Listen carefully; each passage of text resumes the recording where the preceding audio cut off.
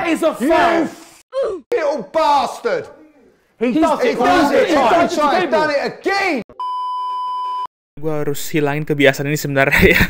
Anyway, sekarang kita semua tahu Danny Ric sudah tidak akan balapan lagi bersama RB mulai dari US Grand Prix nanti, dan sepertinya karirnya di F1 juga sudah selesai. Sangat disayangkan, pembalap segacor dia pada akhirnya kayak nggak mendapat prestasi lebih, karena pada masanya dia adalah salah satu pembalap yang menurut gue paling enjoyable untuk ditonton.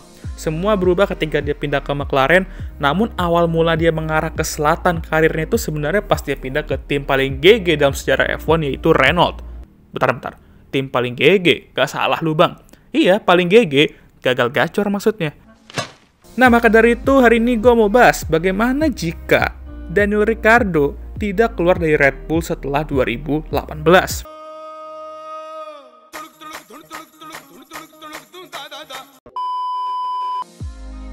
Ngomong-ngomong, walaupun ini highlight-nya gue aja, tapi gue mencoba untuk keep it realistic lah. Jadi ya, jangan expect gue bakal bilang kalau dia tuh bakal jadi Jordan di 2019, atau bakal jadi Jordan 2 kali, atau apapun itu yang agak mimpi banget ya kasarnya. Ya, nggak semudah itu sebenarnya ketika lo memiliki Prime Max. Jadi 2019, Red Bull kali ini sudah menggunakan mesin Honda, dan Danny Ric bertahan. Itu berarti di Toro Rosso bakal ada Pierre Gasly dan Alex Albon, menggantikan Brandon Hartley. Jadi bagaimana performa Danny Ric jika dia stay dengan Red Bull dan mesin Honda itu di 2019?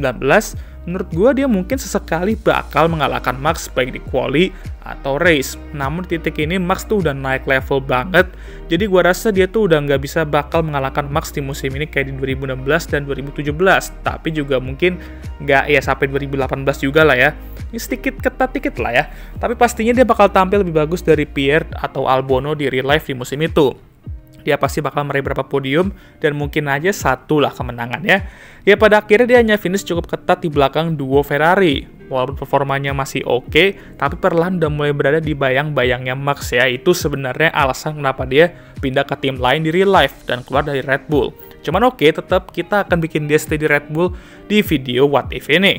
Di 2020 musim COVID, nah disinilah gue merasa dia bakal sedikit kembali ke era dia dulu. Balik lagi, udah bukan titik dimana dia bisa mengalahkan Max di setiap balapan atau ya secara rutin, tapi cukup untuk menekan dia setiap balapan dan gak terjun ke belakang setiap saat kayak Albono di real life. Gue yakin dia bakal berada di daerah top 4 itu bersama Max dan duo Mercedes. Dimana ketika ada sesuatu terjadi ke trio itu, Max dan Mercedes, dia bakal manfaatin dan meraih kemenangan. Anggap aja dia meraih 2 kemenangan di sini ketika trio itu ngelawak ya. Danny Ric mulai merasa jenuh sebenarnya di titik ini ya, dan ingin mencari cara agar dia bisa kembali menjadi pemimpin tim atau number one driver. Plus dia juga lelah karena Red Bull nggak bisa bikin mobil yang bisa bersaing untuk gelar Jordan. Tapi kan bang, 2021, sabar dulu. Iya, dia bakal stay kok di Red Bull itu. Setidaknya ya mungkin untuk musim terakhirnya. Nah maksudnya, jika dia dapat mobil yang bisa bersaing untuk gelar Jordan, ya dia bakal stay kemungkinan untuk jangka panjang. Tapi kalau enggak, ya cari tantangan lain. Nah kalau kayak gini ya, grid itu bakal kayak gini ya. Checo stay di Aston Martin untuk 2021, dan Sebastian Vettel pensiun. Jadi gimana tuh alurnya ya? Oke, Carlos ke Ferrari kayak biasa, Yuki naik AlphaTauri lebih awal seperti di real life, dengan Albono sebagai rekan tim, Nico Hülkenberg stay di Renault atau Alpine, dan McLaren ambil Pierre Gasly.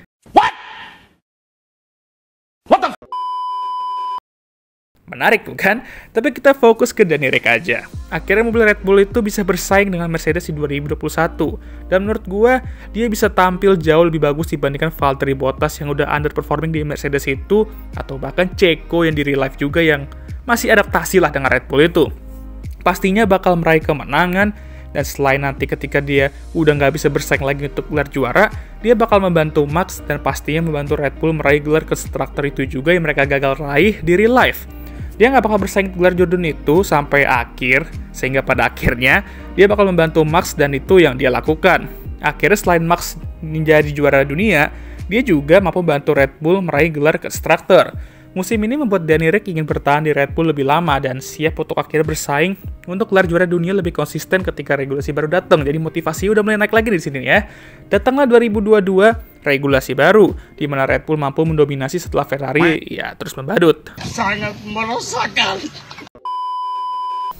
Danirik di sini mampu mulai bersaing keras dengan Max Verstappen. Beberapa kali mereka meraih kemenangan, tapi pada akhirnya Max terlalu kuat dan Danirik harus puas finish di runner-up. Di beberapa momen juga ada panasnya, dan ini membuat hubungan keduanya juga ya makin panas, tapi ya nggak separah Mercedes juga sih. Di 2023, Red Bull kembali mendominasi dan mereka kembali bersaing untuk gelar Jordan. Sama kayak 2022, terdapat beberapa momen panasnya ketika mereka berduel keras. Dan Eric juga mulai mempelajari nih cara balapan keras dengan Max Verstappen tanpa akhirnya bersenggol-senggolan manja dengan dia. Ya dimana jujur agak susah tapi sebenarnya bisa kok. Tanya aja Charles Leclerc soal itu ya, kan dia sering banget berduel dengan Max tapi bersih juga endingnya. Tapi lagi-lagi Max selalu memiliki keuntungan itu di akhir musim dan Danirik kehilangan momentum. Namun, mari kita anggap di musim ini title fight terus berlanjut sampai Abu Dhabi, tapi jarak poinnya sudah sedikit terlalu jauh ya. 20-an lah, tapi secara matematis masih bisa. Jadi di antara 20-25 lah ya. Ya pada akhirnya gagal juga sih ya, dan Danirik kembali menjadi runner-up. Di sini dia sudah berada di titik lelah sebenarnya, mulai lelah lagi, dan mulai menurun motivasinya lagi. Jadi, performa di 2024, gua akan samakan dengan performa Checo musim ini di real life ya. Awalnya oke, dia mampu tampil bagus, meraih beberapa podium, habis itu melempem. Dan disinilah perjalanan dia dengan Red Bull berakhir. Tepat 10 tahun dia bersama Red Bull, dan dia bakal keluar dari tim ini setelah musim 2024. Kemana dia selanjutnya? Ya, stay di F1 mungkin kalau dia mau tantangan baru, tapi bisa juga kayak di real life, dia sudah tidak akan lagi balapan di F1 dan mungkin pindah ke ajang balapan lain atau ya udah pensiun benar-benar ya kan. Jadi ya seandainya dia stay di Red Bull, pastinya dia akan meraih berapa kemenangan kan? Mungkin lebih dari 10 lah, pasti. Tapi emang sayangnya dia berada di era yang salah ya, dimana dia masuk ke era prime Max Verstappen dan belum lagi era pembalap muda lainnya yang udah lahir 97, 98 dan ya you know lah ya. Menyakitkan sih emang ya ketika hal itu terjadi, tapi kalau dibandingkan sama Felipe Massa di Brasil 2008, ya itu sih lebih sakit sih ya. Oke lah, sekian video kali ini. Gimana menurut kalian? Jangan lupa like, subscribe, dan share video ini, dan jangan lupa juga untuk menyalakan lonceng notifikasi agar kalian semua tahu ketika gue ngupload video baru. Jangan lupa juga untuk follow Instagram gue. Oke, sudah lelah. Seperti biasa video ini akan ditutup oleh I'm Emma Watson. Thank you for watching.